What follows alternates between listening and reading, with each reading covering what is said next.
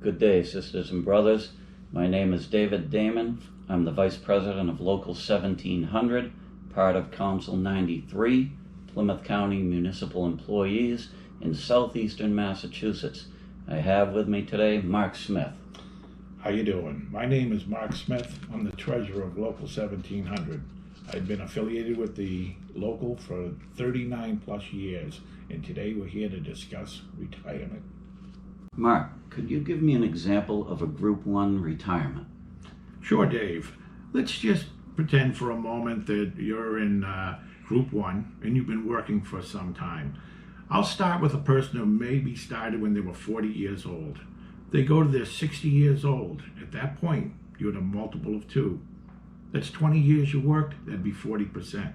If you stayed another 5 years, though, and had 25 years at 2.5, it'd be 62.5%. So the longer you work up to that point, the bigger the multiple becomes. Thank you. Another question viewers may have, Mark, would be how soon can you reach maximum retirement? Could you explain the Group 1 chart to us, please? I believe I can, Dave. Group 1's first whole number begins at the age of 50. For an example, if you started at 20 years of age and you retired at 50, that's 30 years times 1, or 30%. But a good rule of thumb would be that if your age added on to years of service equal 100, that you would be entitled to a maximum of 80%. Thank you. Very good. One of the opening questions someone may have on retirement, Mark, would be the difference between a defined benefit plan and a defined contribution plan. Could you explain that for us, please? Sure, Dave. A defined benefit plan, which you'll be in if you're watching this, you'll be putting money away to Plymouth County retirement for your entire career. The years that you've worked and the age that you're at the end will determine what your percentage will be on the top 3 to 5 years, depending on when you were hired. On the other hand, a defined contribution plan is a 401k. In that type of plan, you put away 4% and your employer matches 4. You put another 2, he might put 1, another 2, and another 1 for an 8 and a 6 or 14 total. But it's in the stock market. And if that goes down, well, your check could change month to month. What you have in the defined benefit plan will stay at that or more for the rest of your life. Thank you. Now, Mark, is the windfall elimination provision the only item negatively impacting our retirements? Dave, for Social Security in 1985, they also threw another one. The government pension offset. The government pension offset is where if your spouse was collecting and died, would you be able to collect that amount of money? The answer is no. The only way that you'd be able to collect this is if you were at maximum Social Security age of 67 and you decided to stay working in the pension program till you were able to collect at 70. You could collect 3 years on your spouse's Social Security. But as soon as you started taking your pension, that'd be gone. Thank you. Now, Mark, since you just retired, could you tell us what offices you had to go to and what people you needed to talk to in order for your retirement to go through smoothly? Sure, Dave. First thing, don't keep it to yourself. The first person I talked to was my immediate supervisor, the highway surveyor. After that, I went to HR and talked with them for a little bit. She directed me over to the town treasurer's office, and I talked to benefits over there to talk for my insurances that I'd be keeping, and they were going to give paperwork over to Plymouth County.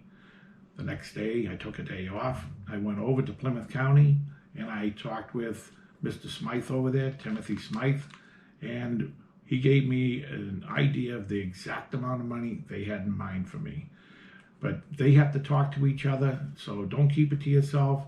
Give them that date, a solid date that you're going to retire at, and stick to it. Thank you. Now, Mark, I've also had some people ask, when you retire, what your check looks like. In effect, what items would be taken out of it continually?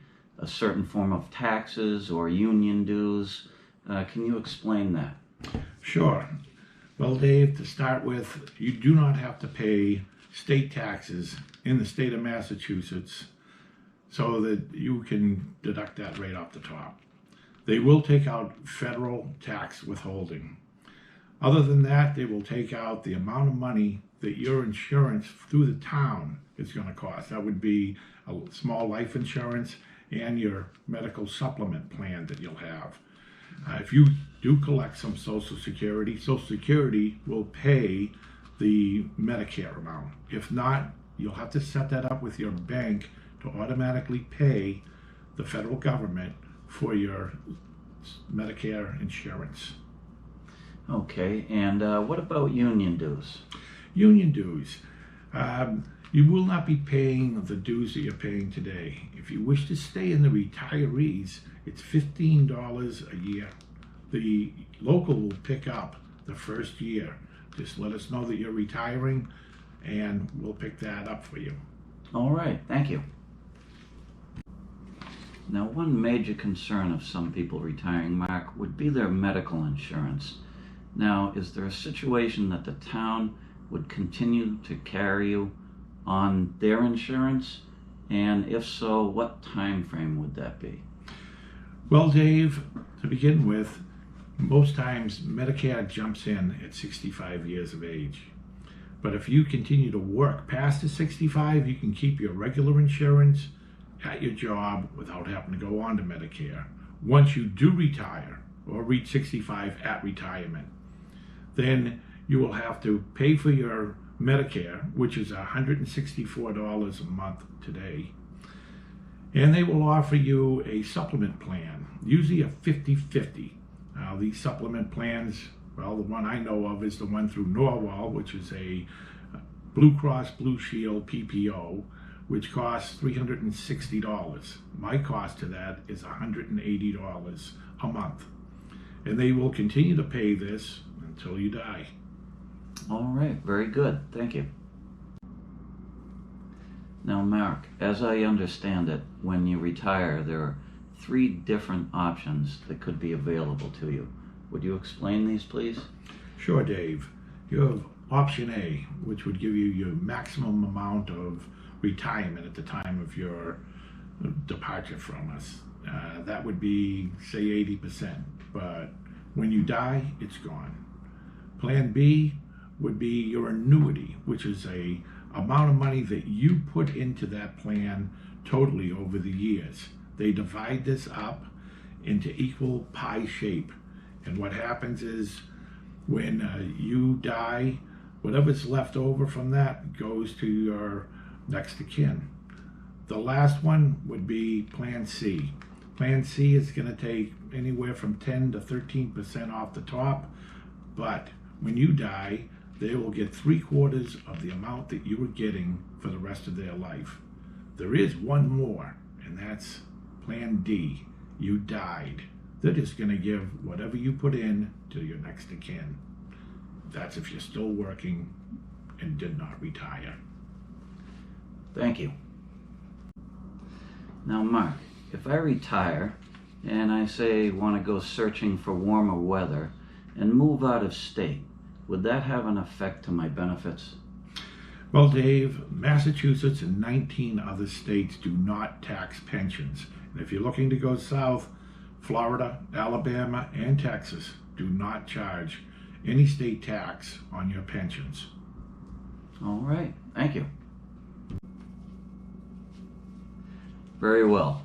If you need further information on retirement or any other subject, you can find us at a local 1700 meeting at 665 Center Street in Hanover, Massachusetts.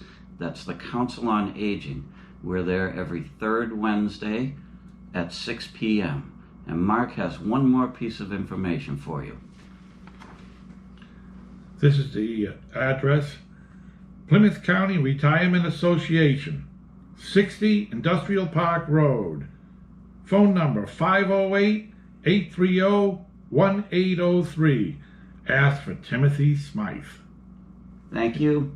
In In solidarity. solidarity.